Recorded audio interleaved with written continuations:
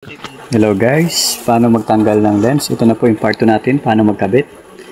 Ayan, ilalapag lang natin yan dahil malambot pa po yung pandikit niya at iboblower natin guys.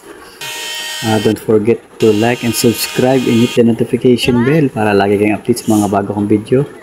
And guys, ipipress nyo lang guys kasi nga malambot pa yung pandikit natin habang binoblower natin para yung lambot niya ay lumambot pa at may press natin ng maayos. Ayun guys, ganyan lang. Pag hindi pa kayo satisfied sa pagkakalapat niya, pwede nyo pang i-blower at i-press nyo pa po. Kailangan dalawa kayo dyan guys para magawa nyo na maayos. At kung tatlo kayo, yung isa nagbibideo, ayun guys, ayos yun guys. Nasa gusto mag DIY, ganyan lang po ang ating gagawin.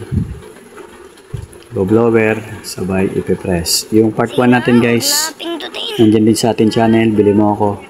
Panoorin nyo lang guys kung paano natin tinanggal yung lens ng FI 150. Ano pa? Guys na yan. FI, Raider FI 150 Suzuki. And guys, salamat po. Yan guys, ulit-ulitin nyo lang, paikot-ikutan nyo hanggat lumapat siya. Yan, kailangan dalawa kayo talaga guys para mas maganda yung lapat niya at makita nyo yung lapat niya dyan sa gilid. Dun sa may mga lock niya, makikita nyo kung nakalapat na siya. Yan guys, salamat sa inyong panonood. Don't forget to subscribe and hit the notification bell and like para lagi kayong update sa mga bago kong video. Salamat po.